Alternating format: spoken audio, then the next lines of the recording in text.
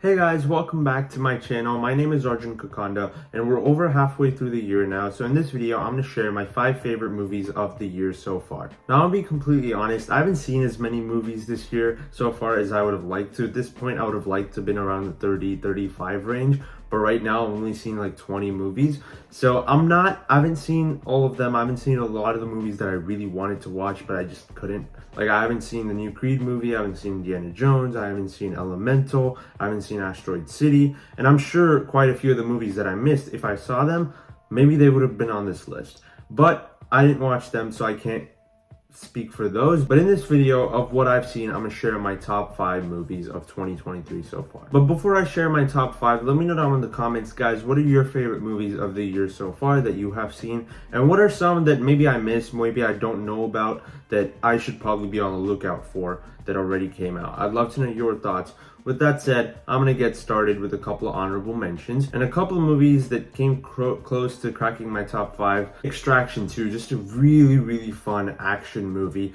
The first Extraction I think is a great movie, and although I don't think this movie is as good as that one, I still think it's quite entertaining. The action sequences are awesome, and the one-take sequence was one of the best action scenes I've seen in a very long time. But on a story level, the movie has quite a few flaws, which holds it back from my top 5. And finally, a movie that was very close to being at my number 5 spot, The Flash. And maybe this would have been at the number 5 spot if it wasn't for a couple of days ago I watched a movie that showed up in my top 5. But I think that this movie is getting too much hate, and obviously it's flopping at the box office, and I don't think it's getting the credit it deserves. It's a really good movie in my opinion. Although it does fall apart in the third act and the CGI is not great, it's still a really good movie in my opinion. Alright, with that said, here's my top 5. And number 5 is gonna be Air. And this was the movie I was talking about when I said when I watched this movie, it instantly showed up in my top 5. Because this movie is insanely entertaining, but at the same time, it's also very inspiring. It tells a great story with compelling characters, and throughout the whole movie, I was just very invested in what was happening. Now, I'm being completely honest, I'm not the biggest shoe guy. I don't look at shoes the way the characters in this movie look at shoes. But when I watched the movie, I just think it teaches us a lot about marketing, a lot about pitching a product to different people, and pitch it in a way where they listen to it and they buy into the fact that this product could be useful for them and stuff like that. I think that's the shining light of this movie. That's the best part about it. But I also think the characters are really great. All the characters are a ton of fun. The cast is great, and every single actor just does a great job in their respective roles. My favorite was probably Ben Affleck. I thought he was really fun. Viola Davis was also good, but Ben Affleck's character was just a ton of fun. And his directing in this movie, this is the first movie I saw that Ben Affleck directed, and I think his directing here was very good. It's not like necessarily my type of movie. It's not a movie that I'm gonna watch and go, that's one of my favorite movies of the year. It's not an instant favorite for me, but after watching it and thinking about it a little bit, it's one that I can get behind the story of. I really connected to it, I resonated with it, and although it's probably not going to end up in my top 10 of the year by the end, I still think at the moment it's one of the best movies I've seen this year so far. And I did think it was a little overhyped because some people were saying it is the best movie of the year so far, at least before like Spider-Verse came out. But I still think it's an insanely entertaining movie with some fun characters and a very inspiring story. And number 4 is probably a movie that I have a lot higher than other people. It's Evil Dead Rise. I'm not the biggest horror fan in the world, but when I see a good horror movie, I'm insanely entertained by it, and I really enjoy good horror movies, well-made horror movies, and this was that for me.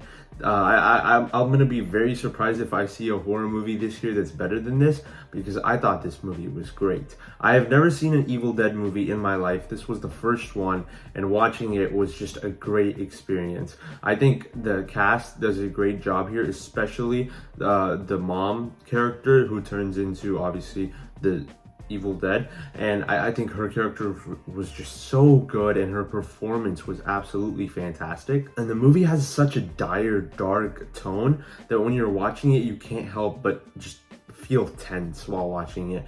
And obviously it takes place in like one single apartment for the most part, so it also has like a claustrophobic feel to it. So when you're watching the movie, you're always worried about what might show up from inside the apartment. And then like there's certain moments in the movie, like especially the scene where the little kid is looking out the door hole and you see the mom just killing all the people in the apartments. It's just so cool.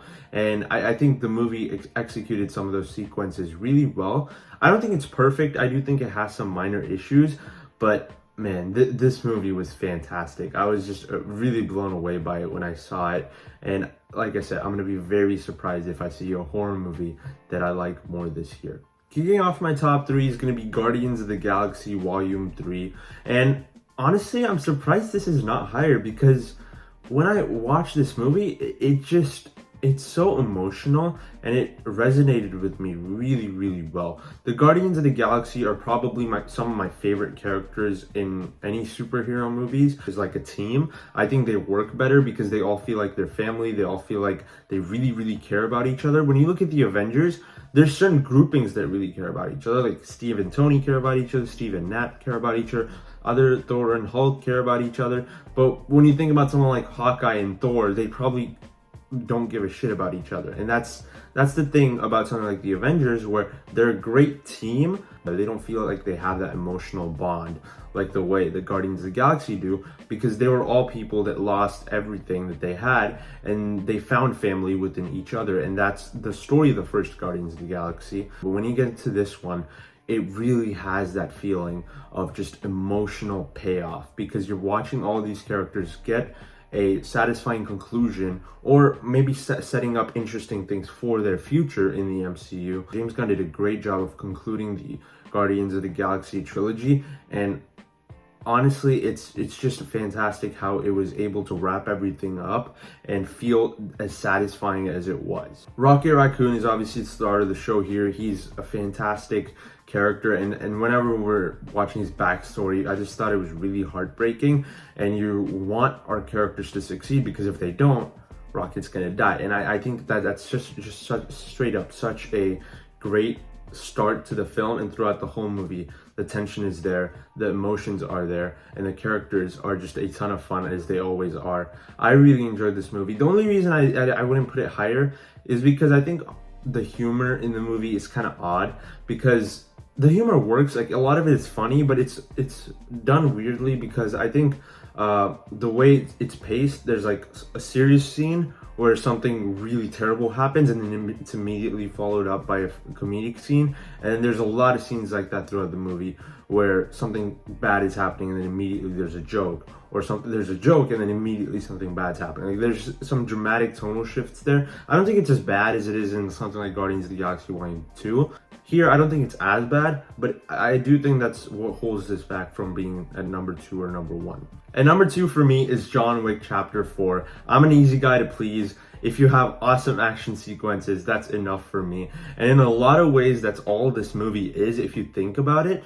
But I think that throughout the 4 John Wick movies, I've gotten a lot more out of the franchise than other people do. And what I mean by that is, this is a story about this character of John Wick. And when you look at where he's been throughout these 4 movies, he's just been alive to like live for his wife, kind of, and think about her, remember her. And the memory of his wife is what was keeping him alive throughout the 4 of these movies. And as you go through all 4 of them and get to this one, it feels like it feels a lot like it's an uphill battle to get to where he wants to be, escape from the high table, obviously getting attacked by all these random assassins. It's all that stuff, I think, is a very interesting metaphor for what John Wick is actually going through mentally. And I especially as you go into the 3rd act of this movie, where he's literally going up the stairs, and a lot of this movie is obviously him going through an uphill battle to get to where he wants to be, get his freedom back. And I think that's just a really great story arc for his character. And throughout the 4 of these movies, it's explored really well. I literally did a whole video talking about why I love the John Wick franchise, and I kind of go into the details about some of the things that I feel like symbolized things in this movie or in the other John Wick movies, and how they all connected together really well. So go check that video out if you want more of my thoughts on what I think about this franchise and this movie as a whole. Obviously, action sequences wise, it was awesome. It's probably some of the best action scenes, maybe the best action scenes I've ever seen in my life. Keanu Reeves was great as John Wick, as always, and I just think the movie was practically perfect. I don't know what you could change. And the movie is almost 3 hours long, but it never felt that long. It flew by when I saw it, and I cannot wait to watch this again and again once it comes out on a streaming service, because I absolutely loved John Wick 4. But at first place for me, without question, honestly, is Spider-Man Across the Spider-Verse. Now, Spider-Man Into the Spider-Verse is a movie that I love, but I've never felt that I've been as high on it as some other people. Like, a lot of people say it's a top 10 comic book movie of all time. It's the best Spider-Man movie of all time. I've never been that big of a fan of the movie. And going into this one, I was very excited. This was, I think, in my top 5 of most anticipated movies this year. But I was never like, oh my god, this is going to be the best movie of the year. I did not expect that. And I went to watch it, and this movie just blew me away.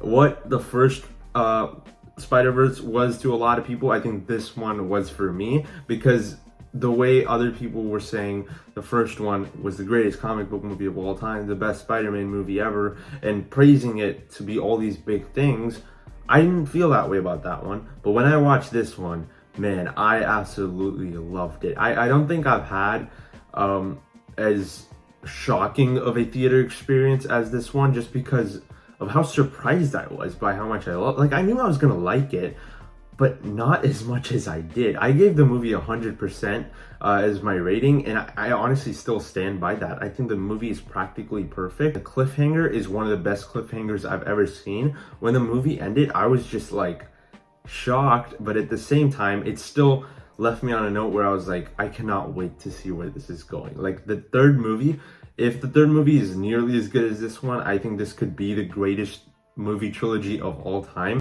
On a character level, it's great. On an animation level, every single frame of this movie is a work of art. It looks absolutely stunning. All the different animation styles for the different universes, different characters, the vibrant colors in the different worlds. It was all just really, really cool. I think this movie in a lot of ways is just a celebration of the character of Spider-Man, and it did a really great job of doing something like that in a way that served the story, but is also very entertaining and great fan service. So yeah, so far this year, Spider-Man Across the Spider-Verse is my favorite movie of the year, and honestly, I don't really see anything topping it. I'm gonna be very surprised if there's even one movie that I like this year more than Spider-Verse, because I gave this movie 100%.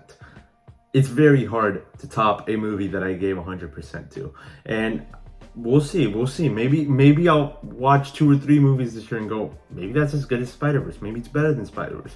I don't know. But at the moment, Spider-Man Across the Spider-Verse is my favorite movie of the year, and I highly doubt that anything's going to change that. So yeah, guys, those are my top 5 movies of the year so far. Like I said, let me know down in the comments, what are your favorite movies of the year so far? If you enjoyed this video, be sure to hit the like button and subscribe to my channel for more videos like this. And also follow me on other social media. I'll leave links to all of that down below in the description, especially Instagram, because a while ago my Instagram got hacked and I still don't have as many followers as I used to have on my old account. So please go follow me there. Thank you so much for watching, and I'll see you in the next video.